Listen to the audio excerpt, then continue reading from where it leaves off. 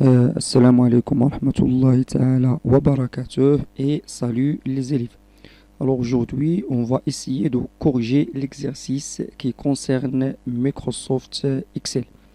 Alors dans cet exercice, on a un tableau qui présente les notes d'un élève dans différentes matières. Alors on a ici la colonne A dans laquelle on trouve les matières mathématiques, physique, sciences naturelles, arabes, etc. Colonne B dans laquelle on trouve les notes de premier trimestre. Colonne C qui nous donne les notes de deuxième trimestre. Et colonne D pour la troisième trimestre.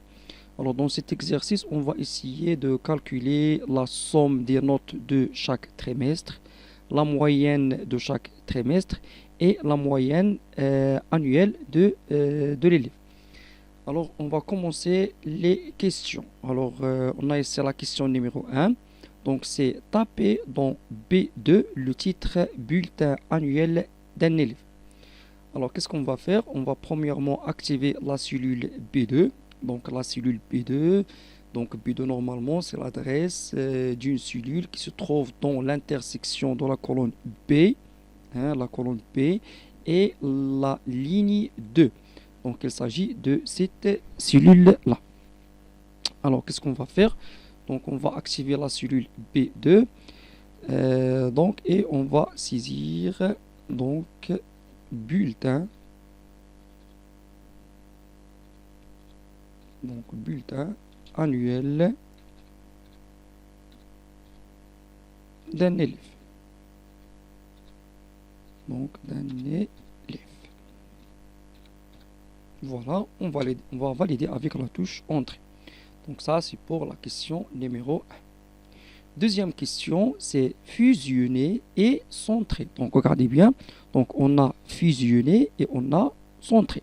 Alors fusionner et centrer les cellules de B2 à C2. Donc ça, c'est la plage de cellules. C'est une plage de cellules qui commence par B2 et se termine par C2. Alors, qu'est-ce qu'on va faire? Donc, on va sélectionner la plage de cellules B2, C2, se compose de deux cellules, comme ça.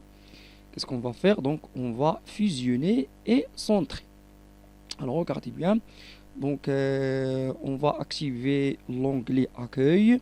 Donc, c'est l'onglet qui est activé par défaut. Donc, cet onglet-là. Alors, on a ici ce bouton-là, c'est fusionner et centrer. Donc, ce bouton, il permet de fusionner les cellules, c'est-à-dire de transformer plusieurs cellules en une seule cellule. Et il va centrer le contenu de ces cellules. Donc, on va cliquer. Voilà. Donc, maintenant, on a deux cellules qui sont fusionnées en une seule cellule. Donc, le fusionnement se réalise ou bien s'effectue avec le bouton fusionner et centrer qui se trouve dans l'onglet Accueil. La question numéro 3, calculer la somme de chaque trimestre. Alors pour la première trimestre, donc les notes de premier trimestre, ils sont placées dans la colonne P et plus précisément dans la plage qui commence par la cellule B5 et se termine par la cellule B15. Alors, pour calculer la somme, qu'est-ce qu'on va faire? On va utiliser la fonction somme. Donc, la fonction somme, c'est une fonction qui permet d'additionner plusieurs valeurs. Alors, qu'est-ce qu'on va faire? On va commencer par égal. Puis, le nom de la fonction, c'est la fonction somme, parenthèse. Donc, la somme de quoi? La somme des notes présentées dans la plage B5 jusqu'à B15. Donc, on va sélectionner la première cellule, c'est B5, 2 points, jusqu'à B15, comme ça, parenthèse.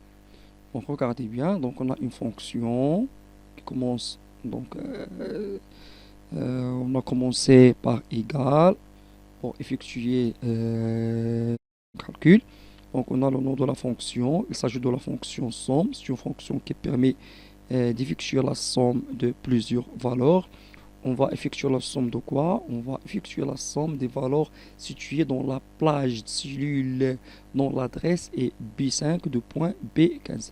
C'est-à-dire, on va commencer par la cellule B5 jusqu'à la cellule B15. On va valider avec la touche Entrée.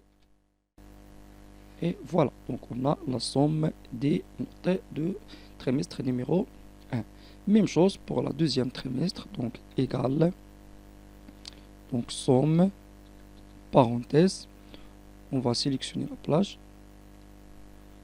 fermer parenthèse, entrée, voilà, et même chose pour troisième trimestre, donc toujours la fonction somme donc est égale, somme, parenthèse, on va sélectionner la plage de cellule, puis on va valider avec la touche Entrée et voilà. Donc on a calculé la somme de chaque la somme des notes de chaque trimestre. On va passer maintenant à la question numéro 4. Qu'est-ce qu'on va faire maintenant? Donc on va calculer la moyenne. Donc pour calculer la moyenne, qu'est-ce qu'on va faire? On va utiliser la fonction moyenne. Donc même chose, même syntaxe, donc est égal moyen, parenthèse, moyen de quoi? Moyen des notes situées dans la plage de cellule B5 jusqu'à B15. On va fermer parenthèse et entrer. Même chose pour le deuxième trimestre, donc est égal moyen, parenthèse, sélectionner la plage cellule, parenthèse, bon, et on va valider avec la touche Entrée. Et finalement, la moyenne de troisième trimestre. Donc, toujours est égal moyen, parenthèse. On va sélectionner la plage cellule, parenthèse, et la touche Entrée. Et voilà, donc on a calculé la moyenne de chaque trimestre. Question numéro 5, c'est calculer la moyenne annuelle. Donc, pour calculer la moyenne annuelle, donc toujours on va utiliser la fonction moyen, donc est égal moyen. Maintenant moyen de quoi? Moyen de ces trois moyens. Donc on va sélectionner les trois moyens, comme ça, on va fermer parenthèse et on va valider avec la touche Entrée. Voilà, donc on a la moyenne annuelle d'un élève. Regardez bien, dans la question numéro 6, modifier le format d'affichage du moyen annuel. Donc, on va essayer de modifier le format d'affichage. Donc, regardez bien, après la virgule, on a 2, 3, 4, 5 chiffres après la virgule. Alors, on va conserver seulement 2 chiffres après la virgule. Alors, qu'est-ce qu'on va faire? On va effectuer un clic droit sur cette cellule. Voilà. Donc, on va cliquer sur la commande format de cellule.